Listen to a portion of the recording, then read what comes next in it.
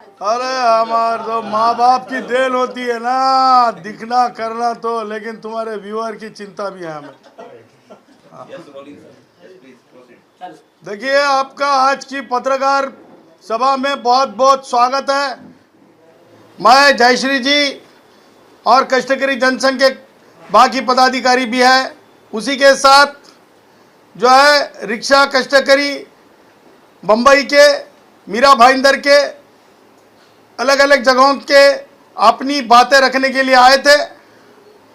आज जो है चिंतन का सभा हुआ, पहले सोच विचार हुआ, ऑनलाइन भी विचार हुआ और बाद में हम आपके समक्ष आए हैं। आप सबको उसी के साथ हमारे सारे जो रिक्शा चला के कष्ट करते हैं, जो लोगों का बोझ उठाते हैं, उन सारे कष्टकरियों को जय सिया राम, जय सिया राम, जय सिया राम, जय सिया राम, वंदे वंदे वंदे, भारत माता की जय, भारत माता की जय, भारत माता की जय। पत्रकार भाइयों, देखिए, हम सियासती नेता नहीं हैं, सबसे पहली बात। दूसरी बात, हम कष्टकरियों के अन्याय विरुद्ध में लड़ने वालों में से एक सामान्यतः भारत माता के सुपुत्र है। भारत के संविधान के निर्माता भारत रत्न डॉक्टर बाबा साहब अंबेडकर इनके सोच के वारिस है और मान्यवर दत्तोपंजी ठेंगड़ी, जिन्होंने इस देश के अंदर कष्टकरियों के लिए एक बहुत बड़ी पहल रखी, बहुत बड़ी उपलब्धि की उनके हकों के लिए, उनके विचारों के हम जो है सोच के विचारों के हम छोटे से सैनिक हैं। मान्यवर पंतप्रधान नरेंद्र भाई मोदी हर समय एक बात कहते हैं, कष्टकरियों को श्रमवीर नाम से पुकारते हैं। तो इस तरह से हम सोच रखने वालों में से है।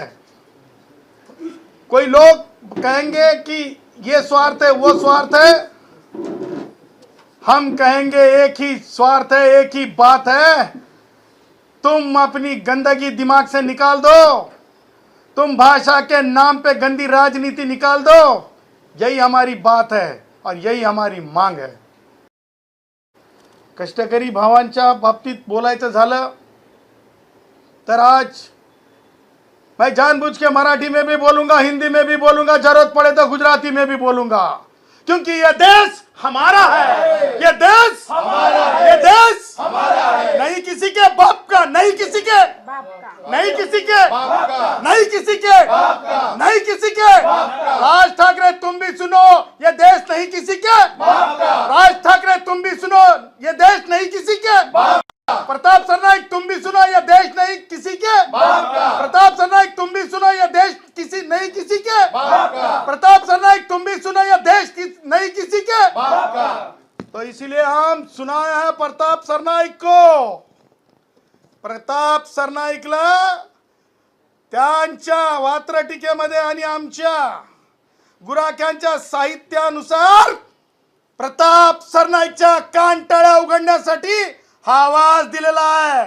प्रताप हा राग आहे ना, हॉटेलच्या धंद्यातला नाही, हॉटेलच्या धंद्यातला नाही, हॉटेलच्या धंद्यातला हा राग नाही, कष्टकऱ्याच्या घामाला टिंगल टवाळी करताय तुम्ही। ज्या प्रकारे प्रताप, त्याचा हा राग आहे, हा सहन करावा लागेल। आणि आज प्रताप काय झालेला दिसला आपल्या सगळ्या पत्रकारांना। आज प्रतापने एक पत्रकार परिषद घेतली, आपण पाहिलं असेल, शिवसेनेमधून सुद्धा नगण्य असा पाठिंबा प्रतापला आहे। ही मी एक मोठी गोष्ट आपणाशी बोलत आहे। शिवसेनेमधून शिंदे साहेबांच्या नगण्य असा प्रतिसाद प्रतापला आहे। एक कारण कष्टकऱ्यांच्या विरुद्ध कोणी जावं असं कुणाला वाटत नाही, कष्टामध्ये भेदभाव व्हावा असं कुणालाही वाटत नाही। आज आपण पाहिलं असेल, आज आपने देखा होगा, प्रताप जे आहेत आज बेभान झालेले होते. प्रताप सरनाईक आज बेभान झालेले होते. प्रताप सरनाईक आज बेभान झालेले होते आणि त्यांची भपकेबाजी उघडी पडली. ती कशी? जेव्हा मराठी पत्रकार भावांनी प्रश्न विचारले आणि हिंदी पत्रकार भाऊ प्रश्न विचारत होते, तर कारण प्रतापला माहीत होतं की काल मी एका चॅनलवर प्रतापनं हिंदी ही बोलीभाषा झाल्याचं बोललेलं प्रतापच्या तोंडचा व्हिडिओ वाजवला होता. प्रतापला माहीत होतं की तो प्रश्न पत्रकार विचारणार आणि प्रतापने पत्रकारांसमोरून पळ काढला, स्वतःला तिथून खेदून लावलं. म्हणजे मला असं दिसलं, पत्रकार म्हणत होते थांबा थांबा, नेहमी उडान टप्पू गोष्टी करणारे प्रताप अक्षरशः पळताना दिसले, मागे वळून पाहताना सुद्धा दिसले नाही. हे अत्यंत, मला असं वाटतं, लोकशाहीमध्ये अत्यंत वेदनादायी बाब आज संबंध देशाने महाराष्ट्रानं पाहिली. मला तुम्हाला सांगायचं आहे 2 महत्त्वाच्या गोष्टी. त्या गोष्टींपैकी अत्यंत गंभीर बाब आहे. त्या गंभीर बाबी मी तुम्हाला नमूद करू इच्छितो. प्रताप सरनाईक आज उत्तर सुद्धा पत्रकारांचं, मराठी चित्रवाहिनीच्या पत्रकारांना सुद्धा उत्तर देता आलं नाही. म्हणे कायद्यावर परत आज प्रतापला दाखवतो म्हणजे मोटर व्हेकल ऍक्ट. प्रताप एखादा वकील हायर करा आणि ॲडव्होकेट जनरलांना मान्यवर विचारा की याच्यामध्ये भाषेची कुठं सक्ती आहे का. या कायद्यासमोर कोलांट्या उड्या मारून चलत नसते. कायद्यासमोर भक्कमबाजी करून चलत नसते. कायदा लिखित असतो, कायदा स्थिर असतो, कायद्यामध्ये मर्यादा असतात आणि मंत्र्यांनी खोटं बोलू नयेत ह्या मर्यादा आहेत. आणि तुम्ही खोटं बोललात, काय खोटं बोललात, तर या कायद्याप्रमाणे तुम्ही म्हणताय की मी ते मराठी भाषा सक्तीच्या बाबतीत मी भूमिका घेतली. तुम्ही खोटं बोलत आहात म्हणून माननीय दिल्ली हायकोर्टाने स्पष्टपणे, एक माननीय महिला न्यायमूर्ती होत्या, त्यांनी स्पष्ट सांगितलंय, मंत्र्यांनी नेहमी एखादं आश्वासन आणि एखादी भूमिका सांगताना सतर्क राहिलं पाहिजे, अन्यथा तो सुद्धा एक विलफुल डिसओबिडियन्स आणि एक ब्रीच होऊ शकतो कंडक्टचा. हे माननीय दिल्ली उच्च न्यायालयाने सांगितलंय. प्रतापला ती जजमेंट पाहिजे तर ती सुद्धा पाठवतो. सांगायचं तात्पर्य, काले आम्ही सांगितलं कायद्यात तरतूद नाही, आजही प्रतापला आम्ही सांगतो कोलांटी उडी मारून काही फायदा नाही. कायद्यात नाही ते नाही, कायद्यात नाही ते नाही. दुसरा मुद्दा, प्रताप ज्या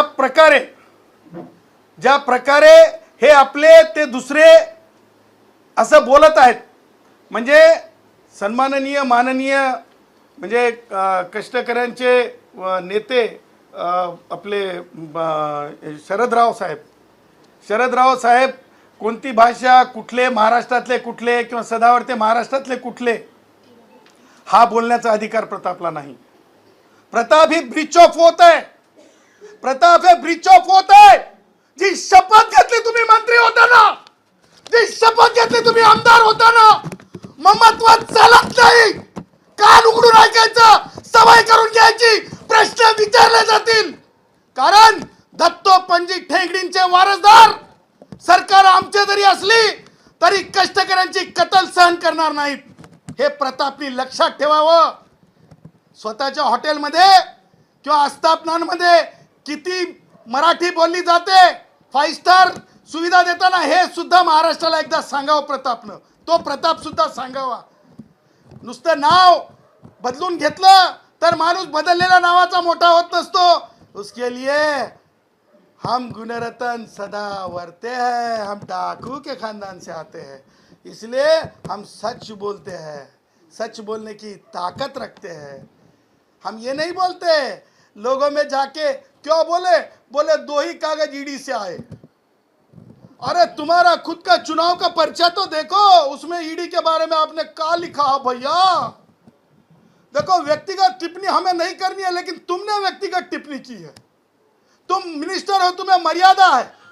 हर किसी को अपनी मर्यादा में रहना है, उसको आमतौर पे औकात कही जाती है, एक रोक होती है, और रोक तुम पास कर गए हो। आपने छेड़ा है हमें, आपने छेड़ा कि अरे हाँ एक बार नहीं फांसी पे चढ़ जाएंगे शरद पवार के घर के प्रकरण में। सरकार जानती है, दुनिया जानती है, हमें सस्पेंड कर दिया गया था, लेकिन हम उस सस्पेंशन को जो है, हम उस सस्पेंशन को एक तरह की हमारी कष्टकरियों के लिए एक संघर्ष मानते हैं। हम वो ईडी वाले नहीं हैं जो तुम कहते हो एक दो पेपर, लेकिन पर्चे में चुनाव के लिखते हो बहुत लंबी सी बातें। दूसरी बात, व्यक्तिगत टिप्पणी का जवाब मैंने दिया है। दूसरी बात उन्होंने एक कही थी कि बोले बैंक प्रताप जी ने माफी मागे। मी तुमच्या सगळ्यांना सांगत आहे, प्रताप सरनाईकांनी माफी मागितली पाहिजे, नाही तर प्रताप सरनाईक जे आज खोटं बोललेत पत्रकार परिषदेमध्ये, ते लाईव्ह कटिंग करण्यात येईल व्हिडिओ आणि महामहिम राज्यपालांना देण्यात येईल। त्याचबरोबर प्रताप सरनाईकांच्या बाबतीमध्ये ज्या ज्या गोष्टी करता येतील, मंत्री म्हणून ब्रीच ऑफ कंडक्ट केल्याबद्दल त्या गोष्टी करण्यात येतील। त्यातली पहिली गोष्ट महाराष्ट्राला समजली पाहिजे, प्रताप सरनाईकांनी सांगितलं की बँकेचे अध्यक्ष बदललेले आहेत। तुम्ही पत्रकारांनी प्रश्न विचारला होता, मी तुमच्या माध्यमातून सांगू इच्छितो, बँकेचे अध्यक्ष बदललेले नाहीत। बँकेचे अध्यक्ष जे पूर्वी होते डॉक्टर माधव कुसेकर तेच आहेत। याचा अर्थ प्रताप बेभान झाला, प्रताप बेभान झाले, बेभान प्रताप आहेत, बेभान प्रताप आहेत। आणि दुसरी गोष्ट तुम्हाला मला सांगायची आहे की वांग्याचं तेल वड्यावर प्रताप असं निघत नसतंय। हे सिस्टीमचं वर्किंगच असतंय की जेव्हा आपल्याजवळ उत्तर नसतंय तेव्हा व्यक्तिगत टिप्पण्या केल्या जातात। जेव्हा प्रतापकडे उत्तरच नाही, एक बोट समोर जेव्हा असते ना प्रताप, तर चार बोट आपल्याकडे असतात। काल तुम्ही अत्यंत खालच्या भाषेवर तुमच्या माणसाला तुम्ही चढवून दिलं, एक वयोवृद्ध म्हातारा माणूस अडसूळ, तो सुद्धा ईडीच्या बाबतीतली काय चौकशी, अडसूळ कम्युनिटी सगळ्या त्यांच्या त्या व्यक्तिगत याच्या बाबतीत तुम्हाला सगळ्यांना माहिती आहे। तसा माणूस ज्यावेळेस पिसाळे कुत्रे वगैरे वगैरे बोलतो, ते तुमच्या डोळ्यात दिसत नाही का? तेव्हा तुमचं भान हरवलं असतंय का? तेव्हा तुमची गहाण ठेवलेली असती का? असं सुद्धा म्हणू शकतो मी। तेव्हा तुमची गहाण ठेवलेली असती का? हे सुद्धा म्हणण्याचं धारिष्ट आमच्यात आहे, कारण आम्ही दत्तोपंची ठेंगडीला मानणारे आहोत। ही व्यक्तिगत टिप्पणीच्या बाबतीत उत्तर प्रतापला पुरेसं आहे। एक एक चॅप्टर तुम्हाला मी कळवत जाईल। आता पुढे जाऊन मला सांगायचं आहे, महाराष्ट्राचे महामहिम राज्यपाल महोदय, त्याचबरोबर महाराष्ट्राचे पोलीस महासंचालक, त्याचबरोबर माननीय मुंबई पोलीस आयुक्त, त्याचबरोबर माननीय मुख्यमंत्री देवेंद्रजी, त्याचबरोबर उपमुख्यमंत्री एकनाथरावजी शिंदे, त्याचबरोबर उपमुख्यमंत्री पवारताई, ह्या सगळ्यांना, त्याचबरोबर कामगार मंत्री फुंडकर साहेब, आकाश फुंडकर साहेब, ह्या सगळ्यांना, त्याचबरोबर आपत्ती व्यवस्थापन मंत्री मान्यवर गिरीश महाजन साहेब, मी अत्यंत महत्त्वाची गोष्ट नाही, अत्यंत महत्त्वाची फॅक्ट आपल्या समोर ठेवतो। या महाराष्ट्रातल्या मुंबईमधून कालच्या तारखेला एका जिल्ह्यातले, कनौज या उत्तर भारतातल्या उत्तर प्रदेशमधल्या एका जिल्ह्यातले काल जे आहेत, कितने रक्षे बंबई से गए भाई? 1000। क्या नाम है आपका भैया? आकिब सिद्दीकी। अच्छा, आप कौन जिले से है? कन्नौज। कनौज से क्या यहाँ बंबई में से कितना रिक्शा गया भैया? 1000 रिक्शे गए हैं। और आज की तारीख में कितने गए हैं? आज की तारीख में गए 150 रिक्शे आज गए। तर काल जे आहेत 1000 रिक्षे आणि आज 150 रिक्षे एका जिल्ह्यातले गेलेत। एकूण 4 ते 5 लाख रिक्षा टॅक्सी कष्टकरी आहेत। हे असं जाणं हे महाराष्ट्राची, बंबईची, मुंबईची प्रतिमा खराब करणं आहे. आणि हे सगळं कोण घडवतंय? तर प्रताप सरनाईकांसारखे अकार्यक्षम, म्हणजे त्याचबरोबर प्रताप सरनाईकांसारखे अविचारी, प्रताप सरनाईकांसारखे संविधानाच्या बाबतीत डोक्यात ठेवून मंत्री म्हणून न काम करणारे, खोटी माहिती माध्यमांसमोर येऊन देणारे, अशा प्रताप सरनाईकांच्या काळ्या कुट्ट कारभारामुळं ही आज देशामध्ये बदनामीला सुरुवात झालेली आहे. आणि म्हणून महाराष्ट्राच्या तमाम ज्या मान्यवरांचं मी आता नाव घेतलेलं आहे त्यांना मी विनंती करतो की हे एक आता आपत्ती म्हणून पाहिली गेली पाहिजे. बैठक प्रताप सरनाईकाकडे नको. बैठकीत प्रताप सरनाईक बोलण्या एवढे उंचीचे नाहीत असं आम्हाला वाटतंय, कारण त्यांची वैचारिक उंची शून्य आहे. ते ममत्व बाळगून आहेत. आपत्ती व्यवस्थापन मंत्री महोदयांकडे आम्ही बैठकीला तयार आहोत. त्याचबरोबर आम्ही कामगार मंत्र्यांकडे बैठकीला तयार आहोत, कारण हा विषय नुसता परिवहनचा नसून हा विषय दोन्ही विभागांचा आहे. मुख्यमंत्री महोदयांकडे बसायला तयार आहोत. त्याचबरोबर आम्ही उपमुख्यमंत्री एकनाथरावजी शिंदे साहेबांकडे सुद्धा बसायला तयार आहोत. ही बाब अत्यंत गंभीर आहे. दुसरी गोष्ट मला सांगायची आहे, प्रताप सरनाईक, ईडीनं चौकशी करावं एवढे पैसे हमारे रिक्शा वालों के पास है?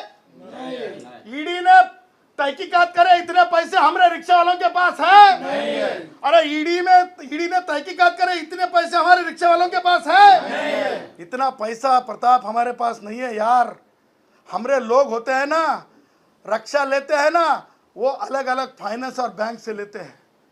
तेरी इस नाकामयाबी जैसी खुद की मंत्री की जो बात है उसको लेके आज मैंने एक देखा कि प्रताप जी की वजह से, प्रताप जींच्यामुळं आज लोन लोक भरू शकणार नाहीत. लोन डिफॉल्ट होणार आहेत. त्यातल्या त्यात रिक्षेवाल्या भावाला लोन डिफॉल्ट झाल्याच्या नंतर व्यक्तिगत फायनान्स कंपनीकडून सुद्धा त्रास होतो. हे सुद्धा लक्षात घेतलं पाहिजे. त्याच्यामुळे नुसती उपासमारी नाही आहे, तर लोनची आर्थिक हरासमेंट आहे, कामावरची गदा आहे. ह्या सगळ्या गोष्टी महत्त्वाच्या ह्याच्यासाठी आहेत की एक तारखेला प्रताप सरनाईकांमुळे, 1 तारखेच्या नंतर आणि 1 तारखेच्या दरम्यान प्रताप सरनाईकांमुळे सामान्यातल्या सामान्य प्रवाशाची, सामान्यातल्या सामान्य माणसाची गळचेपी होण्याची शक्यता आहे. आता त्याच्यात तुम्हाला मला एक पुढे जाऊन एकच बाब सांगायची आहे महत्त्वाची, ती ही की मजबुरीमुळे आम्हाला रिक्षा चालवता येणार नाही. त्याचं कारण राज ठाकरेच्या लोकांनी सांगितले की 1 तारखेपासून त्यांना अधिकार बहाल केलेत वाटते प्रताप सरनाईकने. मला वाटतंय RTOचे इन्स्पेक्टर जे स्वतः सांगतात अधिकारी की चुकीचं करता येणार नाही, कारण रूल 24 मध्ये मराठी भाषा आणि इतर भाषा म्हणलेले आहेत. मराठी माणूस गुजराती भाषेच्या एरियात जाऊन रिक्षा चालवू शकणार नाही, गुजराती भाषेचा माणूस मराठी भाषेच्या याच्यात येऊन रिक्षा चालवू शकणार नाही, असा तो कायदा आहे. तो कायदा इक्सेल्फ अल्ट्रा व्हायरस आहे. त्याच्यामुळे इम्बॅलन्स होऊ शकते. आणि त्यामुळं ही जी मंडळी आहे, टार्गेट मंडळी मनसेसारखी, ही आमच्या लोकांना दारू पिऊन, कोण बोला था भैया दारू पी के? हाँ बोलो भैया. तनिक कहा है ना, कुछ लोग अभी हमें इतना परेशान करते दारू पी के, भाड़ा नहीं देने का रहेगा तो पूछो मत. अभी ये जो मराठी और भैया का मुद्दा उठा है, हमारे लड़के को अच्छी खासी मराठी आती है. हमारा लड़का जो है कॉलेज में पढ़ता है. तनिक कल सुबह की ही बात रही भैया, हमारा लड़का जो है ट्यूशन वहाँ पे भाड़ा लेके गया, वहाँ पे कुछ पागल रिक्शा वाले थे, तो मराठी में उससे बतियाने लग गए. और हमें तो समझ में नहीं, हमारा बच्चा भी मराठी में उससे बतियाया. पर क्या हुआ भैया, वो हमारे लड़के को बोलते हैं कि तू ड्रेस क्यों नहीं पहना है. वो क्या पुलिस वाले नहीं है, ये पुलिस वाले का काम है. कहने का मतलब ये है कि पुलिस का काम भी ये मनसे वाला हाथ में लेगा. उसे खोपो पुलिस कहते हैं, खोटा पुलिस, खोटा RTO बन के ये मनसे वाला आएगा. तो याद रखना मनसे वालों, कानून को लेके हम भी भिड़ेंगे ना. याद रखना मनसे वालों. दुसरी गोष्ट मला सांगायची आहे, प्रामाणिकपणे सांगत आहोत तुम्हा पत्रकारांना, सच कसम खा के बोलना, क्योंकि सब गुजराती भाई भी है इसमें, गुजरात से आए वाले, इसमें उत्तर भारत से भी है, बिहार से भी है, और मेरा मानना राजस्थान से भी है. सच बोलोगे, देवी माँ की कसम खा के, अल्लाह की कसम खा के सच बोलोगे कि आज कितना % रिक्शे वाला भैया बम्बई में और बम्बई के उपनगरों में काम करता है मराठी छोड़ के? कम से कम 80 से 70%। कितना %? आप 80 से बताओ। 70%। 80% जो है, जो देश के अलग अलग भागों से आए हुआ, राज्यों से आए। अलग अलग राज्यों से आए वाला कष्टकरी भाई अपना काम करता है। अभी हम ये कहना चाहते हैं, अच्छा ये बताइए कि लोग, आप इतने अपन 80% अपन कष्टकरी है, तो अपने 80% कष्टकरियों को क्या अनुभव है? कितना टक्का लोग मराठी में बात करते हैं और कितना टक्का लोग बाकी हिंदी, गुजराती, अंग्रेजी में या किसी भाषा में बात करते हैं? मराठी में कितना टक्का लोग बात करते हैं? जिसमें कम से कम नहीं बोले तो 50% लोग तो करते रहेंगे और 20% लोगों को समझ में आती रहेगी, और कुछ 10% जो है नए रहेंगे, उनको नहीं समझ में आती रहेगी, ना बात करने आती। यानी इसका मतलब ज्यादा लोग मराठी में बात करते हैं, तुमको रिक्शा में बैठते हो क्या? हिंदी में बात करता सच बोलो, कौन सी भाषा? कोई भी बैठता है वो मराठी हो वो हिंदी में ही बोलेगा। 1% मराठी आदमी भी आएंगे मराठी आदमी भी हिंदी में ही बोलता है। अरे यही तो खूबसूरती है भारत के संविधान की। ले राज ठाकरे सुन ले। मराठीत रिक्षामध्ये येतात ते माणसं, आम्हाला आहे ना, मनसेचा जो कुठल्याही पक्षाचा असो, ते माणसाने आम्हाला रिक्षाला मान सन्मान दिला पाहिजे, नाहीतर आम्ही पण आंदोलन करणार आणि आम्ही रिक्षा बंद करणार और आम्ही उपाशी मरणार, देखिए, क्रांती लावणार। ये पेट की बात है, ये भूख की बात है, ये बात है किसी के मन से जैसे लोगों की टन टन टोल की नहीं है। ये बात है अपने पसीने की बात है। आज लोग हजारों रिक्षे छोड़ के अपने राज्य में जा रहे हैं, याची जिम्मेदारी कुणीतरी स्वीकारावी लागेल। आणि म्हणून आमचं असं म्हणणं आहे की प्रताप सरनाईक, मराठी प्रताप सरनाईकांनी तर आज म्हणजे स्वतःला आंतरराष्ट्रीय पुढारी केल्यासारखं करून टाकलं। सांगतो तुम्हाला, मने प्रताप सरनाईक काही देशांचे नाव घेतले, तिथं जाता तर म्हणे ती भाषा बोलता की नाही? अरे भाई, जपानमध्ये किती भाषा आहेत? मंगोलियन आणि दुसरी एक भाषा। आज US UK मध्ये किती भाषा आहेत? रशियामध्ये किती भाषा आहेत? तिथे ठरलेली एक एक ते राष्ट्रीय भाषातली भाषा आहे, राष्ट्रीय भाषेतली ती भाषा आहे। आणि त्याच्यामुळे प्रताप सरनाईकांना राष्ट्रीय भाषा काय असते आणि प्रांतीय भाषा काय असतात याचं प्रताप सरनाईकांना ज्ञानच नाही। हां हां एक चार्टी आहे ना, तो त्यांना भाषेचं सुद्धा म्हणजे ते काय बोलावं म्हणून म्हणलं की भान हरवलं होतं काय, त्यांचं भान हरवलं होतं काय। आणि आज मला हे म्हणायचं आहे की प्रताप, ये तो बोल यार, अपने विदर्भ में बोल ना यार प्रताप, एक बार तो बोल दे, स्वतंत्र विदर्भ झालाच पाहिजे, एक बार तो बोल दे ना यार, मट्टी की कसम, मट्टी की कसम, एक बार तो बोल दे यार, स्वतंत्र विदर्भ झालाच पाहिजे। अरे जिस मिट्टी में से आते हैं ना, उस मिट्टी को माता कहते हैं, उसको पहले प्रणाम करते हैं। बोल दे यार, वो तो बोलने की ताकत रखता है या नहीं पता नहीं, लेकिन मला तुम्हाला सांगायचे, मराठी, पुणेरी मराठी आणि मग वराडी मराठी, आमच्या विदर्भामध्ये बघा तुम्ही कशी असते वराडी मराठी। कोणती रे बोलायची, सांग ना। कायले बाबा, कायले काऊन करू राहिला तू? हे सगळं काय करायची गरज आहे की तुले? हे प्रताप यार, ही भाषा तर कळत असेल ना तुले की ती भाषा कळत नाही रे बा? मले ते सांगू नको, कायदा जे आहे ते सांग। मी तुले सांगतो प्रताप, तुले जर समजत नसेल तर पुरा अकोला आणि वर्धा घेऊन येतो प्रताप, पुरा अकोला आणि वर्धा घेऊन येतो प्रताप। तुले जर आपली वराडी मराठी बी कळत नसेल तर काय बोलतू भाऊ तू? अरे हे काय करू राहिला तू रे? असं नको करू ना। सांगायचं वराडी मराठी आहे। त्याच्यानंतर आमची ऐराणी कुठे आहे नालकर? आमची ऐराणी मराठी आहे, ती आमच्या म्हणजे धुळे, नंदुरबार, जळगावमध्ये आहे। त्याच्यानंतर कोंकणी मराठी आहे, त्याच्यानंतर मराठवाडी मराठी आहे। काय बे, खरं सांग की रे भाई, माननीय मंत्री प्रताप, खरं सांग की रे भाई, भाई मंत्री प्रताप, सांग की रे भाई, खरं पुस्तकात काय आहे ते? हे म्हणतात कोणती? मराठवाड्यातली मराठी। आता आगरी मराठी आहे, कर्नाटकी मराठी आहे, थंजूर मराठी आहे, झाडी बोली मराठी आहे, मालवणी मराठी आहे. आता त्यासोबत अनेक ठिकाणी वेगवेगळ्या छोट्या छोट्या तालुक्यातल्या सुद्धा भाषा आहेत ज्या 100% बोलल्या जातात, ज्यांना आपण आदिवासी बहुल भाग म्हणतो, ज्याला आपण ट्रायबल हे डिक्लेअर्ड एरिया म्हणतो. तिथं तुम्हाला गोंड भाषा मिळेल. काही ठिकाणी आमची काय बंजारांची आपली गोरमाटी भाषा मिळेल, कोलामी भाषा मिळेल. आता ते स्वातंत्र्य हिरावून घेणार का प्रताप? आणि त्याही पुढे जाऊन माननीय सर्वोच्च न्यायालयाने ज्याला बोलताच येत नाही, त्याला काम बंद करायला लावणार का प्रताप? ज्याला बोलताच येत नाही, ज्याला निसर्गानं बोलता येत नाही असं दिलंय, पण भारताच्या संविधानानं सन्मानानं जगणं दिलंय. दत्तोपंत ठेंगडींच्या विचारानं, भारतरत्न डॉक्टर बाबासाहेब आंबेडकरांच्या विचारानं, मोदीजींच्या विचारानं सन्मानानं जगणं दिलंय. प्रताप, बोलता येत नाही तोंडानं किंवा भाषेचं पूर्ण ज्ञान नाही, म्हणून मुख्याला सुद्धा सन्मान काय संविधानानं, तो सन्मान काढून घेण्याची ताकद प्रतापमध्येच काय. प्रताप सारखे आणखीन मंत्री येतील किती, जातील किती, होतील किती, परंतु तो सन्मान काढून घेण्याची पेनमध्ये तुमच्या शाही संविधानाने दिलेली नाही. हे लक्षात ठेवायचं. खडसावून सांगत आहे, प्रत्येक शब्दाला विचारपूर्वक बोलत आहे. त्यानंतर मला हे बोलायचं आहे, प्रताप अभी तक मैं व्यक्तिगत टिप्पणी नहीं, लेकिन तुम मंत्री हो आणि या महाराष्ट्राची परंपरा राहिली.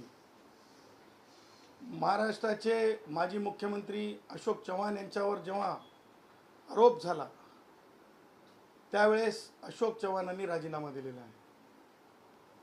तुम्हाला सांगतो, त्यानंतर निलंगेकर साहेबांवर आरोप झाला त्यावेळेस त्यांनी राजीनामा दिलेला आहे. त्यानंतर अनिल देशमुखांनी राजीनामा दिलेला आहे. त्यानंतर मुंडे साहेबांनी राजीनामा दिलेला आहे, धनंजय मुंडे साहेबांनी.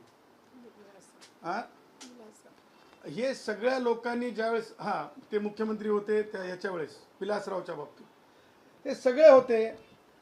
अब हम पेश करने जा रहे हैं आप सबके लिए, अब हम पेश करने जा रहे हैं आप सबके लिए वो ऐसी एक नई बात, एक फैक्ट जो दुनिया को, राज्यपाल महोदय को पता चले कि ये सब करने के पीछे क्या क्या है. दूसरी तरफ चीजें भटकाने की कोशिश है. इसीलिए मंत्री जी को मालूम है कि वो भाषा के ऊपर किसी को पडताळना नहीं कर सकते, परंतु लोकांचं लक्ष दुसरीकडे विचलित करण्यासाठी मराठी हिंदी वाद आणलाय. लेकिन प्रताप का आप देखिए, प्रताप पकड़िए, ये आहे प्रतापचा प्रताप. ज्या गोष्टी कायदेशीर नाहीत त्या गोष्टी यस मिनिस्टर म्हणायला लावले आणि स्वतः जर त्याच्यामध्ये थेट इन्व्हॉल्व असतील आणि थेट जर ह्या गोष्टी जर दिसत असतील, डोळ्यानं दिसतंय त्याला म्हणतात नेटेड आईजनं दिसतंय, कानानं ऐकता येतंय त्याला म्हणतात मी कर्णबधीर नाही, मला पूर्ण समजतंय, ऐकता येतंय. आणि त्याच्यामुळं यस मिनिस्टर या मथळ्याखाली आज त्यांची पूर्ण स्टोरी आलेली आहे. आणि म्हणून माझं असं म्हणणं आहे की यस मिनिस्टर गो मिनिस्टर, यस मिनिस्टर गो मिनिस्टर, यस मिनिस्टर गो मिनिस्टर, यस मिनिस्टर गो मिनिस्टर, यस मिनिस्टर गो मिनिस्टर, यस मिनिस्टर गो मिनिस्टर. असं बोट करू, यस मिनिस्टर गो मिनिस्टर, यस मिनिस्टर गो मिनिस्टर, यस मिनिस्टर गो मिनिस्टर, यस मिनिस्टर गो मिनिस्टर. आणि म्हणून या बाबतीला आम्ही स्वतंत्रपणे तुम्हाला पत्रकार परिषद घेऊन एक चॅप्टर नाही तर 365 चॅप्टर आहेत. आणि आमच्याजवळ आम्ही उष्टे होईल एवढं खाणारे नाहीत प्रताप, आणि उरलं सुरलं आम्ही टाकणारे नाहीत, आणि कोणाला उरली सुरली उपमा माणसांना देऊ नये. एस टीतले ड्रायव्हर कंडक्टर सुद्धा उरले सुरले नाहीत. आज पत्रकार परिषदेत उरले सुरले असा उल्लेख त्यांनी ड्रायव्हर कंडक्टर लोकांचा केला, साहेबांचा, आमच्या ड्रायव्हर कंडक्टर साहेबांचा. आणि उरलं सुरलं म्हणेपर्यंत असे उष्टे विचार ठेवू नयेत कोणी सुद्धा. आणि आमचे एस टीतले कष्टकरी उष्टे नाहीत हे सुद्धा मी डंके की चोट पे सांगू इच्छितो. आणि व्यक्तिगत टिप्पणी करण्याच्या भानगडीत पडू नका प्रताप, नाहीतर सगळे प्रताप किती वेळ लागेल मला त्या प्रताप म्हणजे तुमच्या प्रतापांचं उजळणी करण्यासाठी हे तुमच्या नंतर लक्षात येईल. मला असं वाटतंय की प्रताप भाषेचं गलिच्छ राजकारण बंद करा. आज प्रताप थोडा मागे आलेत. आज म्हणले की वेळ मागा वेळ मागा, म्हणजे त्यांना माहीत आहे की हे असं चालणार नाही. और जहाँ सदावर्ते हुआ तो उनकी दाल नहीं गलेगी, हे माहीत आहे त्यांना. माहीत आहे प्रतापला सदावर्ते के सामने दाल नहीं गलेगी. आणि आम्ही येणाऱ्या 1 तारखेपासून आमची इच्छा नसताना जे आहे आम्हाला काम करण्याची सुरक्षित परिस्थिती नाही. आमच्या म्हणजे ऑटो रिक्षा भावांना मारहाण होण्याची भीती आहे, स्टँडवर मारहाण होण्याची भीती आहे. आणि म्हणून आम्ही 1 तारखेच्या पुढं रिक्षा चालवू शकू की नाही ते सांगता येत नाही. म्हणून व्यवस्थापन मान्य मंत्री, म्हणून कामगार मान्य मंत्री, म्हणून दोन्ही उपमुख्यमंत्री आणि म्हणून मुख्यमंत्री महोदयांनी या बाबीची दखल घ्यावी आणि लवकरात लवकर या बाबीकरिता मीटिंग बोलवावी अशी देखील आम्ही विनंती करत आहोत. येणाऱ्या शुक्रवारपासून आमची जे आहेत विविध भागामध्ये आम्ही जाऊन आमचे कष्टकरी एकत्र येणार आणि आम्ही ठंडा कूल प्रताप ठंडा कूल अभियान राबवणार आहोत. आईस टाकून आम्ही एकमेकाला शरबत देणार आहोत आणि आम्ही हे आव्हान करणार आहोत की या बर्फासारखं या पाण्यासारखं तुम्ही सुद्धा कूल व्हा प्रताप कूल करण्यासाठी आम्ही प्रतापला प्रयत्न करणार आहोत. आपले काही प्रश्न असतील तर आपण विचारू शकतो. सर, उद्या एक खरं तर प्रताप सरनाईक यांनी बैठक बोलवली 11 वाजता आणि त्यामध्ये या सगळ्या नियमाची काटेकोरपणे अंमलबजावणी करण्यासाठी एक विशेष बैठक आहे आणि यामध्ये काही तज्ज्ञ मंडळी आहेत, काही अधिकारी आहेत, अशी बैठक उद्या पार पडणार आहे. पहा, साधारणपणे मला जे समजतंय की साहित्यिकांची बैठक बोलवली त्यांनी. मला माहीत नाही, साहित्यिकांचा मी सन्मान करतो कारण मी म्हणजे चिंतमपल्ले गुरुजी असताना मी आमचे माननीय सुधाकररावजी डोईफोडे साहेब नांदेड प्रजावाणीचे संपादक होते. त्या साहित्य परिषदेच्या राजकारणामध्ये मी होतो. मला माहिती आहे की पत्रकार परिषदांमध्ये काय चर्चा होऊ शकतात, काय सूचना होऊ शकतात आणि साहित्य संघांमधून काय सूचना होऊ शकतात. त्याच्यामुळे प्रताप काहीतरी वेळ काढून नेण्याचा प्रयत्न करत आहे. त्याच्यातून काही फलश्रुती होणार नाही. लक्षात घ्या, भाषा शिकणं हे तुम्हाला सांगतो, ज्यावेळेस बाळ लहान असते म्हणजे संघ परिवाराच्या जर तुम्ही विचारातून आलेले असेल तर तुम्हाला माहीत असेल की गर्भसंस्कारसुद्धा केले जातात. म्हणजे माझ्या झेनला, मी माझ्या मुलीला तुम्हाला सांगतो गर्भसंस्कारसुद्धा केले होते. कारण ह्या बाबी आहेत ना, जन्माच्या नंतर सुद्धा आईच्याकडून, दाईच्याकडून, म्हणजे अंगणवाडीतल्या शिक्षिकेकडून भाषेची उजळणी होत ज्ञान होत पुढं जात असते. आता वयोवृद्ध आमचे साहित्यिकांचा मान आहे, मी त्यांचा अपमान करू इच्छित नाही, परंतु त्यांच्या सूचना एक लक्षात ठेवा. प्रताप म्हणला की इतके साल से रहते हैं, एवढ्या वर्षापासून काम करतात, त्यांना भाषा का येत नाही. मला प्रतापला साधा प्रतिप्रश्न विचारायचा आहे. IAS IPS IRS ऑफिसर ज्यावेळेस पोस्टिंग होतात नवीन राज्यामध्ये, त्यांची भाषा माहीत नसलेल्या, तिथं 5 वेळेसची परीक्षा घेतली जाते आणि 5-5 वर्षात सुद्धा ते पास होत नाहीत. असे सुद्धा उदाहरणं आहेत माझ्याकडं. मला नाव घेऊन कुणाचं डिफेमिंग करायचं नाही. प्रतापला लागत असेल तर मी देतो. आणि त्यातले त्यात प्रताप म्हणाले की माझ्यासोबत चर्चेला या. आपल्या पत्रकारांच्या माध्यमातून सांगतो, मी चर्चेला यायला तयार आहे. प्रतापनी सुद्धा मनाची लाज बाळगू नये, कारण प्रताप स्वतःच मोठेपणाने सांगतात की ते अंडाबुर्जीपासून सुरू झालेले आहेत. रिक्षाचा म्हणजे गेअर उचलून, म्हणजे काय बोलतो आपण उसको, किक उचलून प्रताप पुढे आलेले आहेत. तर त्यांनी सुद्धा एक ऑटो स्टँड सांगावा. त्यांना भीती वाटत असेल प्रतापला तर ठाण्यामध्येच सांगावं. त्यांना भीती वाटत असेल प्रतापला की कष्टकऱ्यांची तर याच्यातच सांगावं. कुठं? मीरा भाईंदरमध्ये सांगावं. आम्ही तिथे त्या स्टँडवर थांबतो. परंतु चर्चा प्रतापसोबत जर करायची असेल ना तर ती फक्त रिक्षा स्टँडवर होईल, हे मला आवर्जून सांगायचं आहे. उद्या विशेष बैठकीचं जर तुम्हाला निमंत्रण आलं तर जाणार? तिथे कोण आहे हे पाहणार. अधिकारी असतील तर आम्ही नक्की जाणार. कारण ज्यांना वाचून समजतंय, कारण आम्हाला माधव कुशेकरांचा संबंध नाही त्याच्यात, तो विभाग त्यांचा नाही. ते आपले सेक्रेटरी, आपले कमिशनर, हां परिवहन आयुक्त आमचे सन्माननीय आपले नार्वेकर साहेब आहेत. हां, ते असतील तर, कारण तुम्हाला सांगतो त्याला काही फार समजायची गरज नाही. 4च भाषेचं आहे.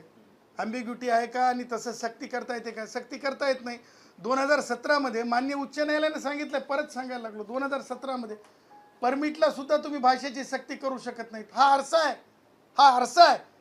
माननीय उच्च न्यायालयाच्या माननीय न्यायमूर्ती ओक साहेब खूपच रिस्पेक्टेड जज म्हणून पाहिले जातात, खूपच रिस्पेक्टेड आणि थेट आणि नेट आणि स्पष्ट बोलणारे जज म्हणून मानले जातात.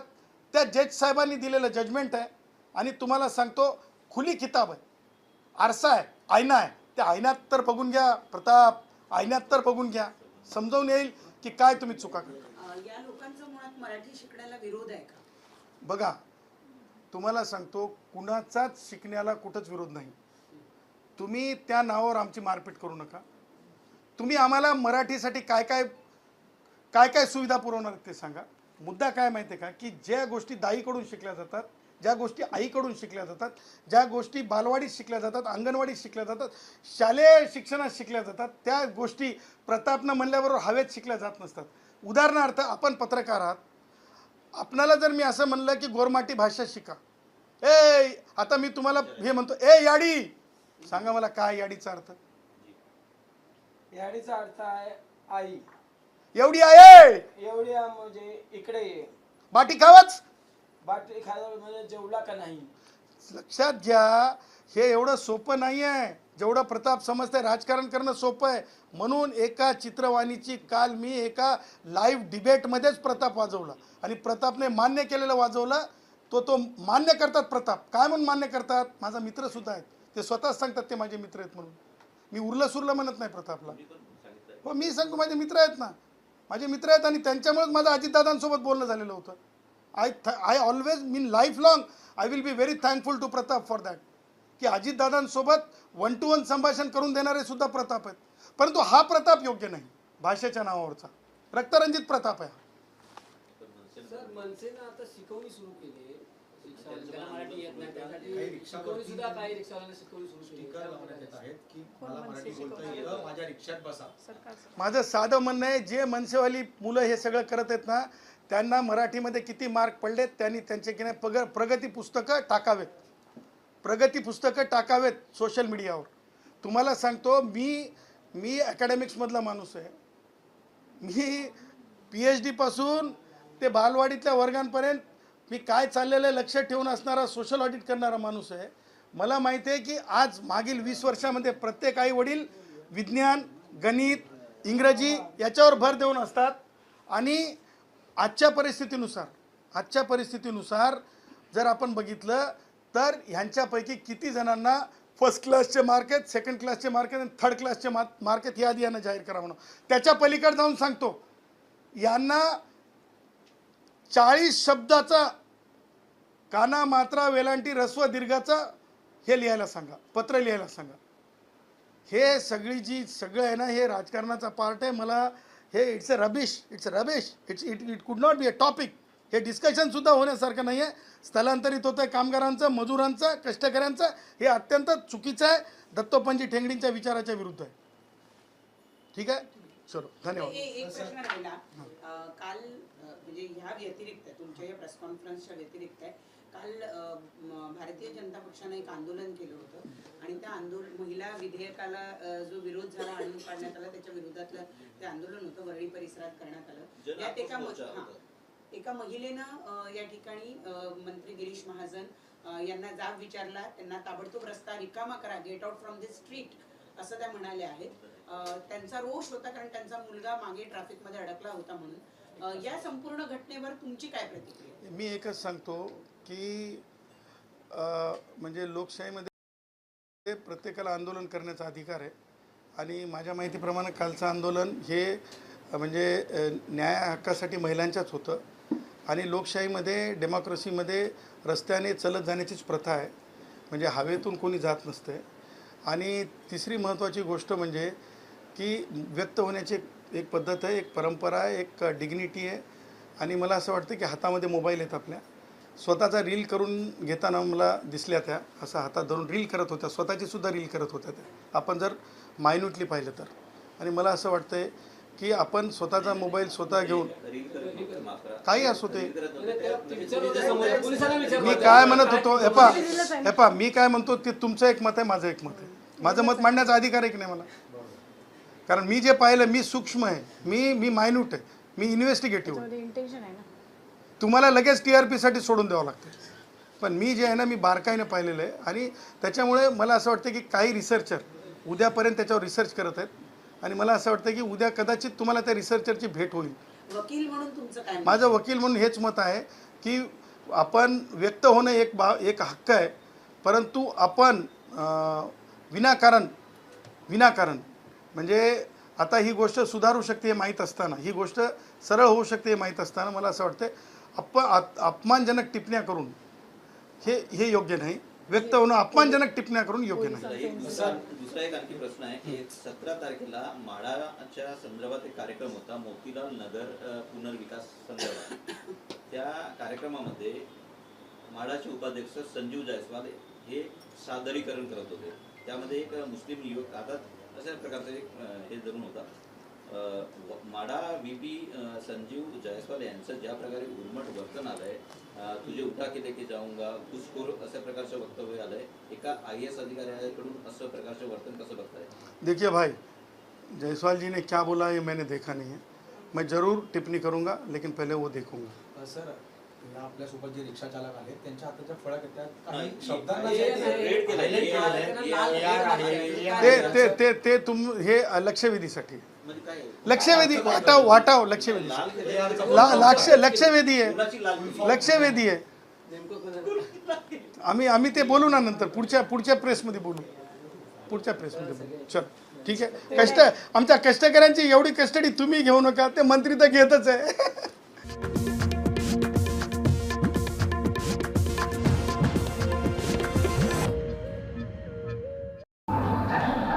सततच्या पराभवामुळे